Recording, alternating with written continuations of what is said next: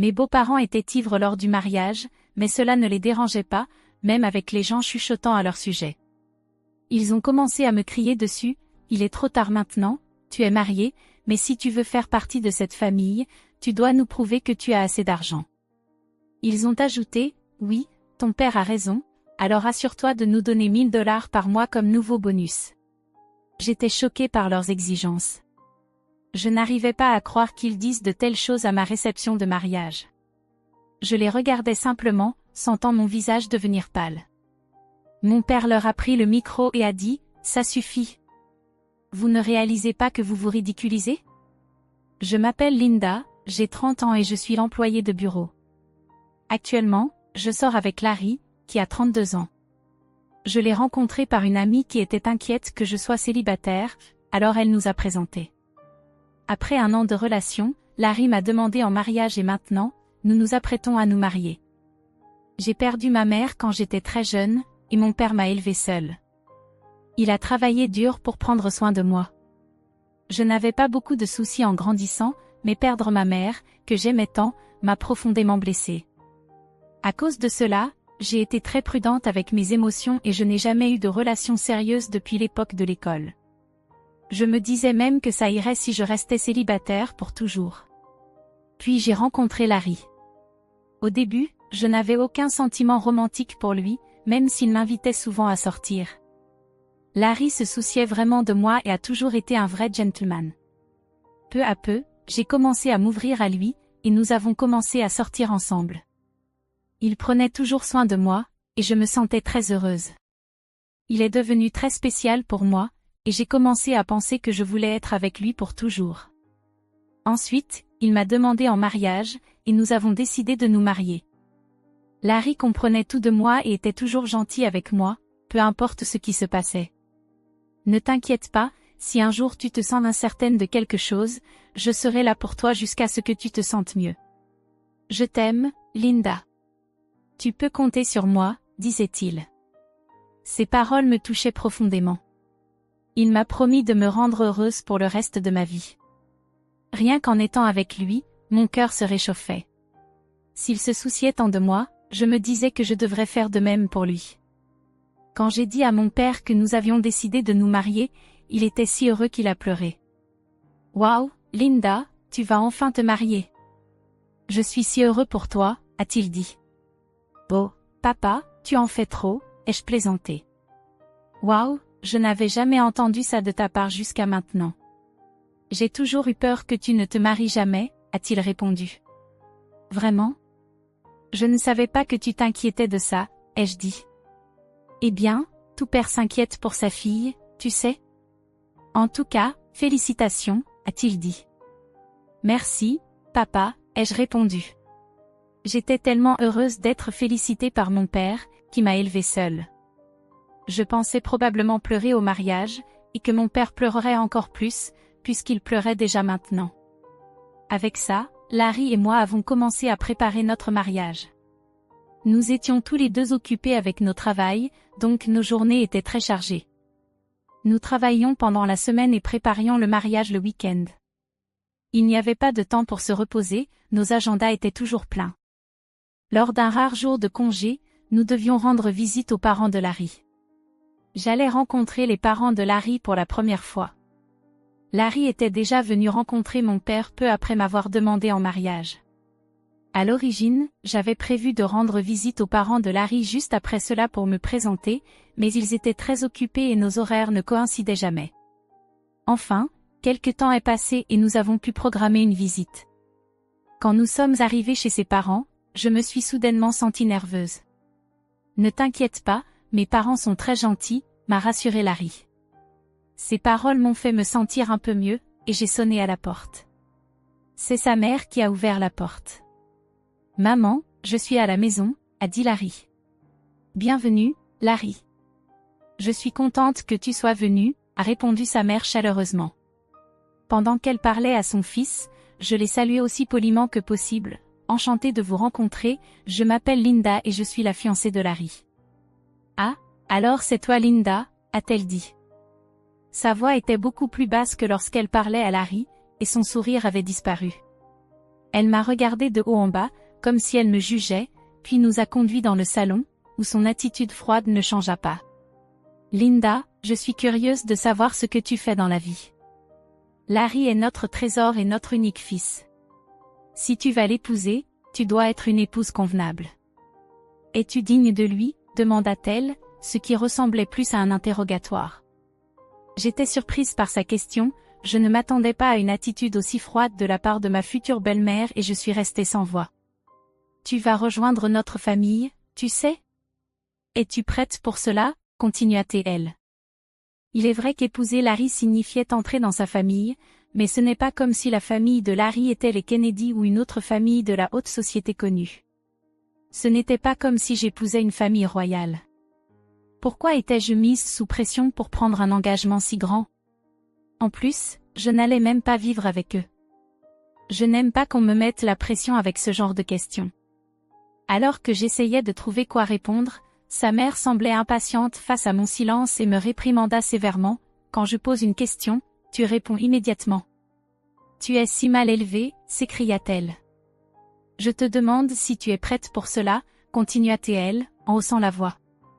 Malgré le fait que je me sentais accablée, j'ai réussi à dire, j'espère que Larry et moi nous soutiendrons mutuellement dans notre mariage.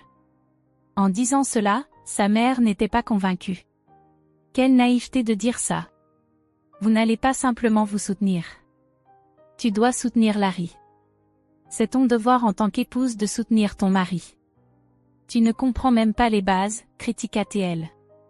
C'est alors que le père de Larry, qui était assis à côté d'elle, est intervenu. Chérie, calme-toi. Désolée pour ça, Linda. Tu as dû être effrayée par les paroles de ma femme, dit-il, en essayant de détendre l'atmosphère. Ce n'est rien, ai-je répondu, en essayant de garder mon calme. La mère de Larry est très protectrice envers son fils unique. Peut-être qu'elle était juste nerveuse et qu'elle a parlé sans réfléchir. Il parlait d'une voix calme et douce, il semblait être un homme gentil, ce qui m'a donné un moment de soulagement. Mais ce soulagement fut de courte durée. Avec un sourire sur le visage, mon beau-père a dit la chose la plus inattendue, ce que ma femme a dit est en fait justifié. Ce qui m'inquiète le plus, c'est que tu viens d'une famille monoparentale. Qu'est-ce que vous voulez dire par là, ai-je demandé, confuse. Eh bien, être élevé par un seul parent n'a pas une bonne image publique. Nous ne pouvons pas être trop heureux d'avoir une personne comme ça comme épouse pour notre fils unique, n'est-ce pas, expliqua-t-il. Attendez un peu, ai-je dit, incapable de laisser passer ce commentaire. Qu'est-ce qu'il y a de mal à être élevé par un seul parent? Mon père a travaillé dur pour m'élever seul. Je suis très reconnaissante de mon éducation et je suis fière de mon père. Être élevé par mon père ne me rend pas moins valable. Mais ils continuèrent à argumenter, comme tu n'avais pas l'un de tes parents, tu n'as pas pu apprendre comment être une bonne épouse, faire les tâches ménagères et ce genre de choses. J'ai répondu, j'ai fait beaucoup de tâches ménagères pour aider mon père. Je sais aussi très bien cuisiner, alors, s'il vous plaît, ne dites pas ça. Malgré ma réponse, la mère de Larry ignora ce que j'avais dit et déclara finalement, je vais te permettre d'épouser Larry, mais en échange, tu dois promettre de tout nous dédier, car nous sommes les parents de Larry. Peux-tu me promettre cela? J'étais choquée. Quoi? Comme tu es venu ici pour demander notre permission d'épouser notre fils, tu connais tes devoirs, n'est-ce pas, continua-t-elle. Avant que je ne puisse dire quoi que ce soit de plus, la conversation a continué, et j'ai réalisé que mes beaux-parents avaient complètement pris le contrôle de la situation, me laissant peu de chance de répondre. Ce soir-là, en réfléchissant davantage au mariage, j'ai décidé de partager mes sentiments avec Larry. Larry, tes parents parlent toujours ainsi aux gens? Pourquoi? Larry semblait insouciant. J'étais surprise que Larry ne voie rien de mal dans ce que ses parents m'avaient dit. Eh bien, je veux dire, la façon dont tes parents m'ont parlé et ce qu'ils ont dit, ai-je essayé d'expliquer. Ah, vraiment? Eh bien, ils parlaient seulement de savoir si tu étais prête pour ce mariage. Je comprends que tes parents s'inquiètent pour le mariage de leur fils, mais je pense que ce qu'ils ont dit était un peu exagéré. Vraiment? Pourquoi? Mes parents n'ont rien dit de mal. En plus, ils nous ont donné la permission de nous marier, alors ne t'inquiète pas pour ça. Certes, mais je me suis sentie mal à l'aise parce qu'on dirait que tu soutiens davantage tes parents que moi, et cela m'inquiète. Je pense qu'il a réalisé que je me sentais incertaine, car il m'a prise dans ses bras. Linda, tu n'as pas besoin de t'inquiéter autant. Mes parents sont juste un peu contrariés parce que leur unique fils va se marier, dit-il, comme s'il ne me soutenait pas complètement. Tout ira bien, ne réfléchis pas trop. Je suis sûre qu'ils veulent simplement ce qu'il y a de mieux pour nous. Ils veulent que nous soyons un couple aussi solide qu'eux, c'est pourquoi ils ont été un peu stricts. Ah, vraiment, ai-je répondu. Comme il l'a dit, peut-être que ses parents avaient de grandes attentes pour nous. Mais même si c'était le cas, je ne pense pas que ce soit correct de me rabaisser parce que j'ai été élevée par mon père. Je ne crois pas que des gens qui disent de telles choses forment un bon couple. C'est nous qui nous marions, et nous devrions être le centre d'attention, pas leur approbation ou désapprobation. Avec cette perspective, bien que j'étais encore un peu contrariée, j'ai décidé de ne pas accorder trop d'importance à l'opinion de ses parents. Puis, le jour du mariage est arrivé. Nous avions beaucoup d'invités, y compris nos proches, amis, collègues et patrons.